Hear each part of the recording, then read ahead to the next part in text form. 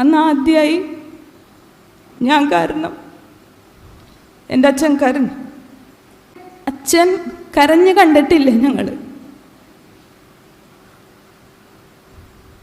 താഴെ പൂജാമുറിയിൽ അച്ഛൻ പൂജ ചെയ്തുകൊണ്ടിരിക്കുന്ന സമയത്ത് മുകളിൽ ഞാൻ നിസ്കരിക്കുകയായിരിക്കും. എന്തിന് ഹിന്ദു എന്നുള്ള വാക്ക് കേൾക്കുന്നത് പോലും എനിക്ക് അത്രയ്ക്ക് വെറുപ്പായിരുന്നു. മതപരിവർത്തന തന്ത്രങ്ങളുടെ അവരുടെ സ്ട്രാറ്റജീസിലൂടെ കടന്നുപോയ ഒരാൾ എന്നുള്ള നിലയിൽ എനിക്ക് നിങ്ങളോട് കുറച്ച് കാര്യങ്ങൾ പറയാനുണ്ട്. ഇന്നത്തെ ഈ അനുഭവം പറച്ചിലിന് ഒരു പ്രത്യേകത കൂടിയുണ്ട്. ഒന്നല്ല, 2-3 പ്രത്യേകതകളുണ്ട്. ആദ്യമായിട്ട് ഇതെൻ്റെ ജന്മസ്ഥലമാണ് ഇരിഞ്ഞാലക്കുട. ഞാൻ ഇരിഞ്ഞാലക്കുട സ്വദേശിനിയാണ്, വെള്ളാങ്കല്ലൂരാണ് വീട്. അത് തന്നെയാണ് ആദ്യത്തെ പ്രത്യേകത. രണ്ടാമത്തെ പ്രത്യേകത എന്ന് പറഞ്ഞു കഴിഞ്ഞാൽ എൻ്റെ ജീവിതത്തിൽ വളരെയേറെ ഞാൻ പ്രാധാന്യം കൽപ്പിക്കുന്ന 2 വ്യക്തികളാണ് എൻ്റെ ഗുരുനാഥനും അതുപോലെ ഞങ്ങളുടെ അച്ഛനും. ഇവരുടെ 2 പേരുടെയും ഒരുപോലെയുള്ള സാന്നിധ്യത്തിൽ അങ്ങനെയുള്ളൊരു വേദിയിൽ സംസാരിക്കാൻ സൗഭാഗ്യം ലഭിച്ചു എന്നുള്ളത് തന്നെയാണ് അടുത്ത പ്രത്യേകത. അച്ഛൻ, അബ്ബാ ഒന്ന് എഴുന്നേറ്റ് നിൽക്കാമോ?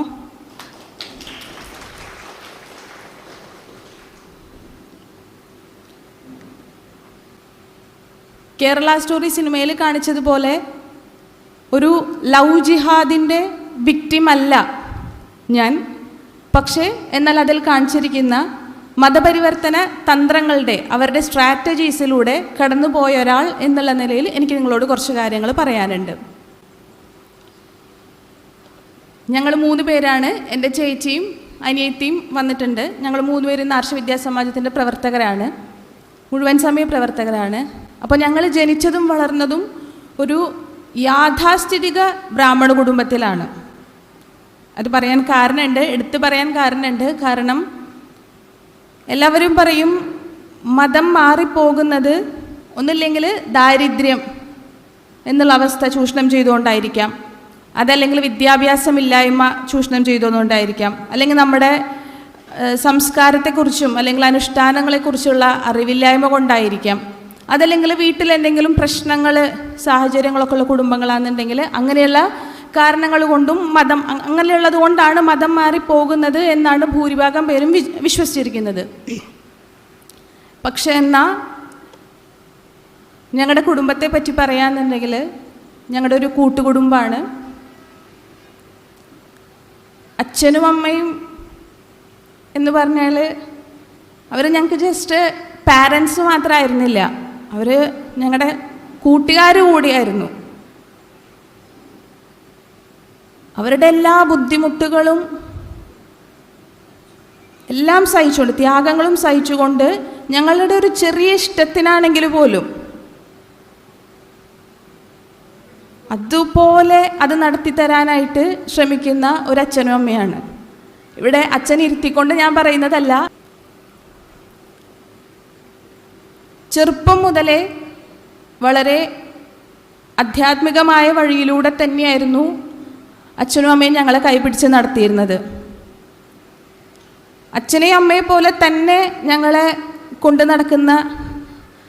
നടക്കുന്നവരായിരുന്നു ഞങ്ങളുടെ വല്യച്ഛന്മാരും വല്യമ്മമാരും എല്ലാവരും. അങ്ങനെ വളരെ സ്നേഹത്തോടെയും സന്തോഷത്തോടെയുള്ളൊരു കൂട്ടുകുടുംബമായിരുന്നു ഞങ്ങളുടെ.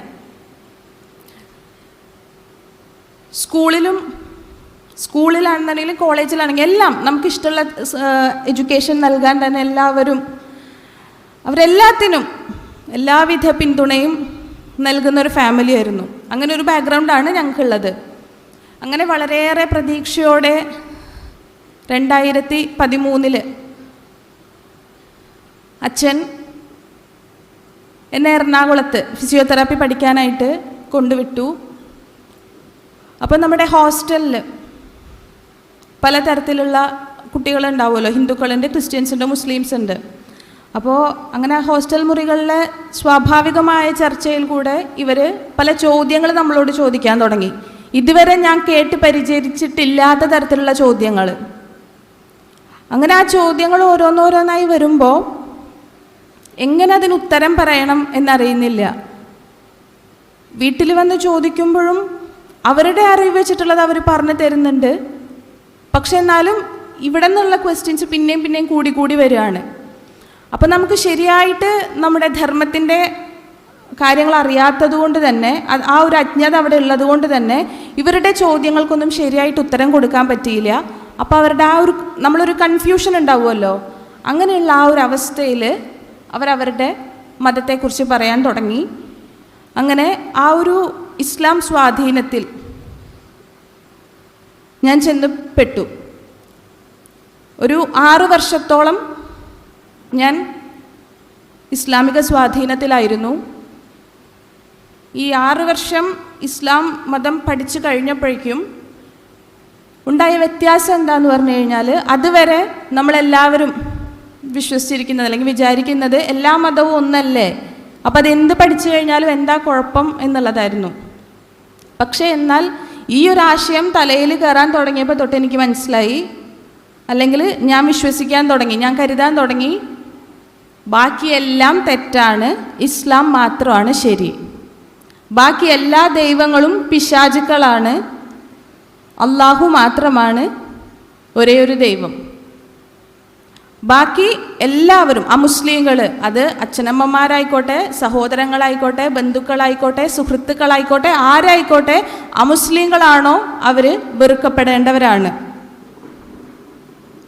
ഇങ്ങനെയുള്ള കുറേ കാര്യങ്ങൾ കയറാൻ തുടങ്ങിയപ്പോഴേക്കും ഞങ്ങളുടെ കുടുംബത്തിൻ്റെ ചിത്രം തന്നെ മാറാൻ തുടങ്ങി.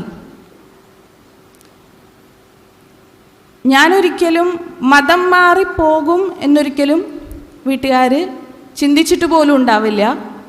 പക്ഷേ എന്നാൽ എനിക്ക് അത്രയ്ക്ക് തരത്തിലുള്ള ബ്രെയിൻ വാഷിംഗ് ആയിരുന്നു. ഞാൻ പഠിച്ച സ്ഥലത്ത് നിന്നാണെങ്കിലും, അതുപോലെ ജോലി ചെയ്ത, ഞാൻ കോഴിക്കോടാണ് ജോലി ചെയ്തത്, അറിയാലോ കോഴിക്കോട് എങ്ങനെയായിരിക്കുമെന്ന്. ഈ 2 സ്ഥലങ്ങളിൽ നിന്നും എനിക്ക് കിട്ടിക്കൊണ്ടിരുന്നത്. അങ്ങനെ ഈ 6 വർഷത്തെ ഇവരുടെ നിരന്തരമായ ബ്രെയിൻ വാഷിങ്ങിനൊടുവിൽ ഞാൻ തികഞ്ഞൊരു ഹിന്ദു വിരോധിയായി മാറുകയായിരുന്നു. അതായത് ഹിന്ദു സംഘടനകൾ, ഹിന്ദു ദേവീദേവന്മാർ, ഈശ്വര പ്രതീകങ്ങൾ, എന്തിന് ഹിന്ദു എന്നുള്ള വാക്ക് കേൾക്കുന്നത് പോലും എനിക്ക് അത്രയ്ക്ക് വെറുപ്പായിരുന്നു. അങ്ങനെ ഒരു മാനസികാവസ്ഥയിലേക്കായിരുന്നു ഞാൻ ചെന്നെത്തിയത്. അങ്ങനെ 2020 ഇനി ഇങ്ങനെയൊരു ഹിന്ദുവായി ജീവിച്ചാൽ പോരാ, എനിക്ക് പൂർണ്ണമായിട്ടും ഒരു മുസ്ലിം ആകണം എന്നുള്ള തീരുമാനത്തോടെ ഞാൻ എൻ്റെ അവിടുത്തെ ജോലി റിസൈൻ ചെയ്ത് വീട്ടിലേക്ക് വന്നു.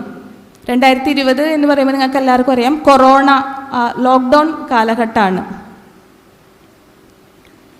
അങ്ങനെ വീട്ടിലെത്തി ഞങ്ങളെല്ലാവരും ഒരു വലിയൊരു ലോക്ക്ഡൗണിന് ശേഷം ഞങ്ങൾ കുടുംബാംഗങ്ങൾ 5 പേരും ഒരുമിച്ച് കൂടിയ ഒരു സമയം. ഒരു ദിവസം അച്ഛനെയും അമ്മയും അടുത്ത് വിളിച്ചുകൊണ്ട് ഞാൻ അവരോട് പറഞ്ഞു, അച്ഛനെ ഞാൻ അബ്ബ എന്നാണ് വിളിക്കാറ്, അബ്ബ, അമ്മ, ഞാനിപ്പോൾ വിശ്വസിക്കുന്നത് ഇസ്ലാം മതത്തിലാണ്. എനിക്കൊരു മുസ്ലിമായി ജീവിക്കാനാണ് എൻ്റെ തീരുമാനം. ഇത്രയും നാൾ വളർത്തി വലുതാക്കി എനിക്ക് വേണ്ടതെല്ലാം നൽകി എന്നെ അന്നം പുന്നാരായി കൊണ്ട് നടന്ന, ഒരുപാട് സ്വപ്നങ്ങളും പ്രതീക്ഷകളും എന്നിൽ അർപ്പിച്ച് എല്ലാം എനിക്ക് നൽകി ഞങ്ങൾക്കായി ജീവിതം തന്നെ ഒഴിഞ്ഞു വെച്ച അവരുടെ മുമ്പിൽ ഞാൻ പറഞ്ഞതാ, എൻ്റെ സ്ഥാനത്ത് നിങ്ങളുടെ മക്കളെ ഒന്ന് സങ്കല്പിച്ചു നോക്കിയേ. നിങ്ങൾ അത്രയും സ്നേഹവും പ്രതീക്ഷകളും സ്വപ്നങ്ങളും നൽകിക്കൊണ്ട് വളർത്തിയ നിങ്ങളുടെ മക്കൾ ഒരു ദിവസം നിങ്ങളുടെ മുമ്പിൽ ഇങ്ങനെ വന്ന് പറഞ്ഞാൽ നിങ്ങളെങ്ങനെയായിരിക്കും പ്രതികരിക്കുക? എന്ത് പറഞ്ഞവരെ തിരിച്ചു കൊണ്ടുവരും? ഏതൊരു മാതാപിതാക്കളെയും പോലെ അവരും നിസ്സഹായരായിരുന്നു. പിന്നീടുള്ള ആ ഒരു കുറച്ച് മാസങ്ങൾ, ഒരു 3-4 മാസം, ഞങ്ങളുടെ വീട് എന്ന് പറഞ്ഞു കഴിഞ്ഞാൽ ഒരു മരണ വീട് പോലെയായിരുന്നു. അതുവരെ സന്തോഷവും കളിയും ചിരിയും എല്ലാം നിറഞ്ഞു നിന്നിരുന്ന ആ വീട് ഒരു ശ്മശാന മൂകതയിലേക്കാണ് പിന്നെ പോയത്.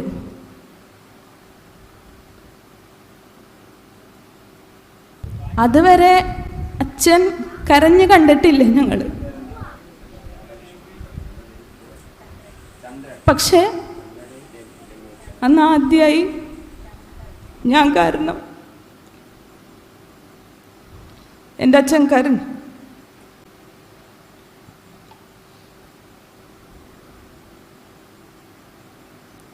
താഴെ പൂജാമുറിയിൽ അച്ഛൻ പൂജ ചെയ്തുകൊണ്ടിരിക്കുന്ന സമയത്ത് മുകളിൽ ഞാൻ നിസ്കരിക്കുകയായിരിക്കും.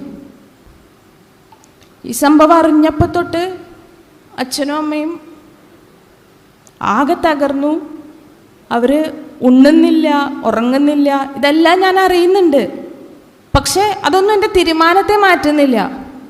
കാരണം ഞാൻ വിശ്വസിച്ചിരിക്കുന്ന ഇസ്ലാമിലല്ല പഠിപ്പിച്ചിരിക്കുന്നത് ഇത് മാത്രമാണ് ശരി എന്നുള്ളതായിരുന്നു. അങ്ങനെ ഒരു ദിവസം, അതുവരെ ഞാൻ ആരെയും കാണിക്കാതെ വാതിലൊക്കെ അടച്ചാണ് നിസ്കരിച്ചുകൊണ്ടിരുന്നത്. ഒരു ദിവസം ഞാൻ തീരുമാനിച്ചു, ഞാൻ എന്ത് തെറ്റാ ചെയ്യുന്നത്? ഞാൻ വിശ്വസിക്കുന്ന ഒരു കാര്യം അത് ശരിയെന്ന് എനിക്ക് ബോധ്യമുള്ള കാര്യം ഞാൻ ചെയ്യല്ലേ, ഞാനെന്തിനാ മുറി അടച്ചിട്ട് ചെയ്യുന്നത്? ഞാൻ മുറി തുറന്നിട്ട് തന്നെ നിസ്കരിക്കാൻ തുടങ്ങി. ആ സമയത്ത് അമ്മ മുകളിലേക്ക് കയറി വന്നു. അമ്മ ഇത് കണ്ടുകൊണ്ടാണ് വരുന്നത്, ഞാൻ നിസ്കരിക്കുന്നത്. നിങ്ങൾക്ക് ചിന്തിക്കാൻ കഴിയുമോ? അമ്മ ഇത് കണ്ടതും ഉറക്കെ കരഞ്ഞുകൊണ്ട് താഴത്തേക്ക് ചെന്നു. ഞങ്ങളുടെ പൂജാമുറിയുണ്ട്, പൂജാമുറിയുടെ അകത്ത് കയറി നാരായണ നാരായണ എന്ന് ഉറക്കെ വിളിച്ച് കരയാൻ തുടങ്ങി. ഇത് കേട്ടുകൊണ്ടാണ് ഞാൻ താഴത്തേക്ക് വരുന്നത്. അപ്പം ആ സമയത്ത് പൂജാമുറിയും ആ നാരായണ എന്നുള്ള വിളിയൊക്കെ കേട്ടപ്പോൾ എനിക്കൊന്നുകൂടെ ദേഷ്യം വന്നു. ഞാൻ അമ്മോട് ചോദിച്ചു, നിങ്ങൾ ഏത് നാരായണനെ വിളിച്ചിട്ടാണ് പ്രാർത്ഥിക്കണേ? അങ്ങനെ ഒരാളില്ല, അങ്ങനെ ഒരാൾ നിങ്ങളെ രക്ഷിക്കാനും പോണില്ല, വെറുതെ എന്തിനാ പ്രാർത്ഥിക്കണത് എന്ന് ചോദിച്ചു. ഇത് കേട്ട് അമ്മ എല്ലാ ഇതും നഷ്ടപ്പെട്ട് അവസാന കൈ എന്നുള്ളതിൽ എൻ്റെ കാലിൽ വന്ന് പിടിച്ചു. കാലിൽ വന്ന് പിടിച്ചിട്ട് അമ്മ പറഞ്ഞു, മോളെ നീ പോവല്ലേ, നീ പോയിക്കഴിഞ്ഞാൽ ഞങ്ങൾ 4 പേരും ആത്മഹത്യ ചെയ്യും. അപ്പം ഞാൻ പറഞ്ഞത് എന്താണെന്നറിയോ നിങ്ങൾക്ക്? എന്നെ അത്രയും നൊന്ത് പ്രസവിച്ച, എനിക്ക് വേണ്ടി എല്ലാം തന്ന ആ അമ്മയുടെ മുഖത്തൊക്കെ ഇട്ട് ഞാൻ എന്താ പറഞ്ഞതെന്നറിയോ? നിങ്ങൾ കാഫിറുകളാ, നിങ്ങളെങ്ങനെയാണെങ്കിലും നരകത്തിൽ പോവാനുള്ളതാ, നിങ്ങളെങ്ങനെ മരിച്ചാലും എനിക്കെന്താ? ഇതുപോലെ മതഭ്രാന്ത് തലയിൽ പിടിച്ച ഒരാളെ എന്ത് പറഞ്ഞ് നിങ്ങൾ തിരിച്ചു കൊണ്ടുവരും? അങ്ങനെ എൻ്റെ കാര്യം ഞങ്ങളുടെ നാട്ടിലുള്ള സംഘപ്രവർത്തകർ അറിയാനിടയായി. അങ്ങനെ അവരാണ് ഞങ്ങളുടെ ഫാമിലിയെ ആർഷവിദ്യാ സമാജമായിട്ട് ബന്ധപ്പെടുത്തിയത്.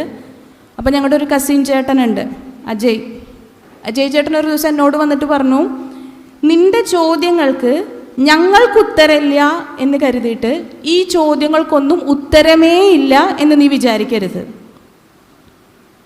നിൻ്റെ ചോദ്യങ്ങൾക്കെല്ലാം ഉത്തരം തരാൻ പറ്റുന്ന ഒരു പ്രസ്ഥാനം, ഒരു ആശ്രമം, അങ്ങനെ എന്നോട് പറഞ്ഞത്, ഒരാശ്രമമുണ്ട്, അങ്ങോട്ട് വരാൻ തയ്യാറാണോ എന്ന് ചോദിച്ചു. അപ്പോൾ ഈ ജിഹാദികൾ ഈ ഇസ്ലാം മതം പഠിപ്പിക്കുന്നതിനോടൊപ്പം തന്നെ വാലായിട്ട് ഒരു കാര്യം കൂടെ നമ്മുടെ ബ്രെയിനിൽ ഫീഡ് ചെയ്ത് തരും. ഈ ലോകത്ത് വേറെ എവിടെ വേണമെങ്കിലും പൊക്കോ, അപ്പോൾ അവർക്ക് തൃപ്പൂണിത്തുറയെന്ന് അറിയുള്ളൂ. ആ സമയം വരെ തൃപ്പൂണിത്തുറയിലാണല്ലോ ആർഷവിദ്യാ സമാജം പ്രവർത്തിച്ചത്. തൃപ്പൂണിത്തുറയിലേക്കുള്ള ആശ്രമത്തിലേക്ക് പോവരുത് എന്നുള്ളതായിരുന്നു എന്നോട് പറഞ്ഞിട്ടുണ്ടായിരുന്നത്. അപ്പോൾ ഈ അജയ് ചേട്ടൻ ഇങ്ങനെ വന്ന് പറഞ്ഞപ്പോൾ അപ്പം തന്നെ ഞാൻ പറഞ്ഞു, തൃപ്പൂണിത്തുറയിലേക്കുള്ള ആശ്രമത്തിലേക്കാണെങ്കിൽ ഞാനില്ല. എൻ്റെ ഭാഗ്യം, എൻ്റെ വീട്ടുകാരുടെ ഭാഗ്യം, അപ്പോഴേക്കും ആർഷവിദ്യാ സമാജം തിരുവനന്തപുരത്തേക്ക് എത്തിയിട്ടുണ്ടായിരുന്നു. അങ്ങനെ 2020 അങ്ങനെ മാറ്റാൻ പറ്റുകയാണെങ്കിൽ മാറ്റട്ടെ എന്നുള്ള അഹങ്കാരത്തോടെ 2020 ഓഗസ്റ്റ് 26 അച്ഛൻ, അജയ് ചേട്ടൻ, ഞങ്ങൾ 3 സഹോദരിമാരും കൂടി ആർഷവിദ്യാ സമാജത്തിലേക്ക് എത്തി.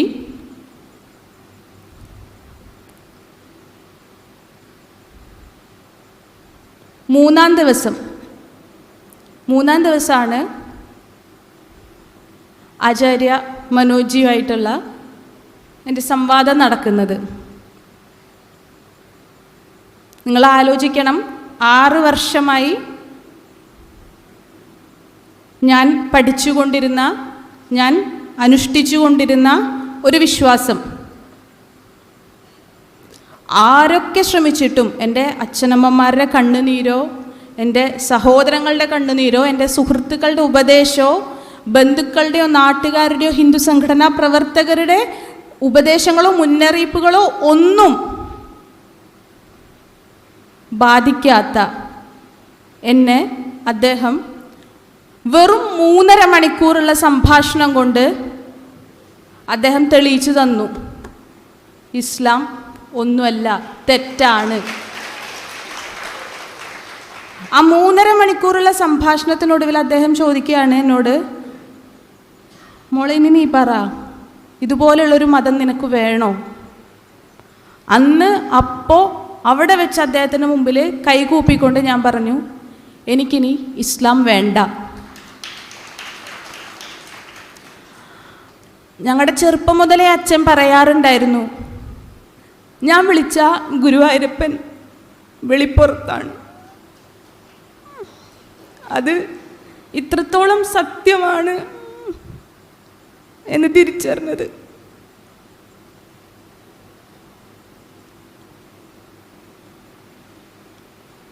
ആർഷവിദ്യാസമാജത്തിലെത്തിയതിനു ശേഷമാണ്. തീർച്ചയായും അച്ഛൻ്റെയും അമ്മയുടെയും പ്രാർത്ഥന തന്നെയാണ് ഞങ്ങളെ അദ്ദേഹത്തിൻ്റെ അടുത്തേക്ക് എത്തിച്ചതും തെറ്റ് ബോധ്യപ്പെടാൻ ഉള്ള സദ്ബുദ്ധി തന്നതും എല്ലാം. അതിന് അച്ഛനോടും അമ്മോടും എത്ര നന്ദി പറഞ്ഞാലും മതിയാവില്ല. അങ്ങനെ ആർഷവിദ്യാസമാജത്തിൻ്റെ കോഴ്സുകൾ അറ്റൻഡ് ചെയ്തു. എൻ്റെ തെറ്റ് ബോധ്യപ്പെട്ടു, സനാതനധർമ്മത്തിൻ്റെ മഹത്വം മനസ്സിലായി, ആർഷവിദ്യാസമാജം ചെയ്യുന്ന പ്രവർത്തനങ്ങൾ എന്താണെന്ന് ബോധ്യമായി. അങ്ങനെ ഞങ്ങൾ 3 പേരും കൂടെ തീരുമാനിക്കുകയായിരുന്നു, ഞങ്ങളുടെ ഇനിയുള്ള ജീവിതം ആർഷവിദ്യാസമാജത്തിന് വേണ്ടി ഞങ്ങളുടെ ഗുരുനാഥൻ മനോജിക്ക് വേണ്ടി പൂർണ്ണമായും ഡെഡിക്കേറ്റ് ചെയ്യണം എന്ന് തീരുമാനിച്ച് ഞങ്ങൾ ആർഷവിദ്യാസമാജത്തിലെ പ്രവർത്തകരാവുകയായിരുന്നു.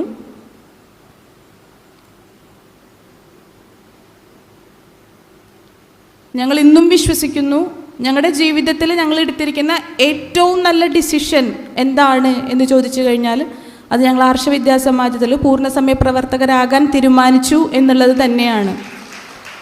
കാരണം ഞാൻ കടന്നുപോയ വഴികൾ എന്തൊക്കെയാണ് എന്നെനിക്ക് വ്യക്തമായിട്ടറിയാം. ഞാൻ എത്രത്തോളം ഫ്രസ്ട്രേറ്റഡ് ആയിരുന്നു ആ ഒരു സമയത്ത്, ഞാൻ എത്രത്തോളം പേടിയിലായിരുന്നു, ചിന്തിക്കാൻ പോലും, മറുത്തൊന്ന് ചിന്തിക്കാൻ പോലും പേടിയായിരുന്ന ആ ഒരു മാനസികാവസ്ഥ. അതിലൂടെ ഒരു കുട്ടിയും ഇനി കടന്നു പോകരുത്. അതുപോലെ രാവില്ല പകലില്ല ഞങ്ങളുടെ അച്ഛനും അമ്മമാർ ഒഴുക്കിയ കണ്ണീര്, അവരനുഭവിച്ച വേദന, മരണതുല്യമായ വേദന എന്താണെന്ന് ഞങ്ങൾ തിരിച്ചറിഞ്ഞതാണ്. ഇനി ഒരു അച്ഛൻ്റെയും അമ്മയുടെയും കണ്ണുനീരും ഈ ഒരു കാര്യത്തിൻ്റെ പേരിൽ വീഴരുത് എന്ന് ഞങ്ങൾക്ക് നിർബന്ധമുണ്ടായിരുന്നു. അതാണ് ഏറ്റവും മഹത്തായുള്ള പ്രവർത്തനം എന്ന് തിരിച്ചറിഞ്ഞുകൊണ്ട് തന്നെയാണ് ഈ ഒരു പ്രവർത്തനത്തിലേക്ക് വന്നതും ഇന്ന് നിങ്ങളുടെ എല്ലാവരുടെയും മുമ്പിൽ ഇത്രയും ധൈര്യത്തോടെ, സന്തോഷത്തോടെ, അഭിമാനത്തോടെ നിങ്ങളുടെ മുമ്പിൽ എൻ്റെ അനുഭവങ്ങൾ ഞാൻ പറയുന്നതും. ആചാര്യ മനോജി പറഞ്ഞതുപോലെ ഒരിക്കലും സനാതനധർമ്മം പഠിക്കണം എന്നുള്ള ഉദ്ദേശത്തോടു കൂടിയല്ല ഞങ്ങൾ ആർഷവിദ്യാസമാജത്തിലെത്തിയത്. അതിനെ മുച്ചൂടും നശിപ്പിക്കണം എന്നുള്ള ലക്ഷ്യത്തോടെ വന്ന ഞങ്ങളെ സനാതനധർമ്മത്തിൻ്റെ കൊടി ഉയർത്തിപ്പിടിച്ച് അതിൻ്റെ മുഴുവൻ സമയ പ്രചാരകരാക്കി മാറ്റാൻ ആചാര്യശ്രീക്കും മറ്റധ്യാപകർക്കും കഴിഞ്ഞിട്ടുണ്ട് എങ്കിൽ ഈ കേരളത്തിൻ്റെ മാത്രമല്ല, ഭാരതത്തിൻ്റെ മാത്രമല്ല, ലോകത്തിൻ്റെ മുഴുവൻ മുഖച്ഛായ മാറ്റാനും എല്ലാവരെയും സനാതനധർമ്മത്തിലേക്ക് കൊണ്ടുവരാനും തീർച്ചയായും ഞങ്ങൾക്ക് സാധിച്ചിരിക്കും. ഇത് ആർഷവിദ്യാസമാജത്തിൻ്റെ വാക്കാണ്. ആചാര്യശ്രീ ലോകത്തിന് മുമ്പിൽ നൽകിയിരിക്കുന്ന ഒരു വാക്കുകൂടെ ഓർമ്മിപ്പിച്ചുകൊണ്ട് ഞാനിവിടെ നിർത്തുകയാണ്. 2030 ആർഷവിദ്യാസമാജം പ്രവർത്തകർക്ക് ഈശ്വരൻ ആയുസ്സും ആരോഗ്യവും ബോധവും നൽകുകയാണെങ്കിൽ 2030 ലോകത്തിലെ എല്ലാ പ്രമുഖ ഭാഷകളിലും സനാതനധർമ്മത്തിൻ്റെ സന്ദേശം എത്തിച്ചിരിക്കും എന്നുള്ളത് ആർഷവിദ്യാസമാജത്തിൻ്റെ വാക്കാണ്.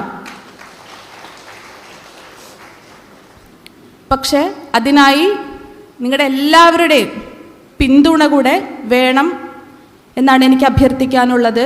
കാരണം എന്നാണോ നമ്മൾ സനാതനധർമ്മത്തോടുള്ള കർത്തവ്യങ്ങൾ, പഞ്ചമഹാകർത്തവ്യങ്ങൾ, അതായത് അധ്യയനം ശരിയായി പഠിക്കുക, അനുഷ്ഠാനം അത് ജീവിതത്തിലേക്ക് പ്രാവർത്തികമാക്കുക, പ്രചാരണം നമ്മൾ പഠിച്ച കാര്യങ്ങൾ എല്ലാവരിലേക്കും എത്തിക്കുക, അധ്യാപനം പഠിപ്പിക്കാൻ നമ്മൾ പ്രാപ്തരാകുമ്പോൾ, ഗുരു അനുവാദം നൽകുമ്പോൾ അത് പഠിപ്പിക്കുക, സംരക്ഷണം എല്ലാവിധ ബാഹ്യവും ആന്തരികവുമായ വെല്ലുവിളികളിൽ നിന്ന് ധർമ്മം, സംസ്കൃതി, രാഷ്ട്രം, ജനത എല്ലാവരെയും സംരക്ഷിക്കുക എന്നുള്ള ഈ 5 കടമകൾ എന്നു മുതലാണോ നമ്മൾ വിസ്മരിച്ചത്, അന്നു മുതൽ നമ്മുടെ ധർമ്മച്യുതി ആരംഭിച്ചു. എത്ര നാൾ ഇനിയും നമ്മൾ വിലപിച്ച് നെഞ്ചത്തടിച്ച് കരയും? നമുക്കിതിനൊരു പരിഹാരം വേണ്ടേ? എത്ര നാൾ നമ്മളിങ്ങനെ ഡിഫൻസ് മോഡിലിരിക്കും?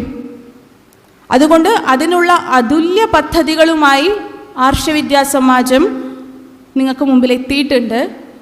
നിങ്ങൾ അതിനെ 2 കൈകളും നീട്ടി സ്വീകരിക്കുക. നിങ്ങളും ഈ പദ്ധതിയുടെ ഭാഗമാകുക എന്നത് മാത്രമാണ് ഈ ഒരു അവസരത്തിൽ പറയാനുള്ളത്. ഇത്രയും നേരം എന്നെ കേൾക്കാൻ സന്മനസ് കാണിച്ച എല്ലാവർക്കും നന്ദി.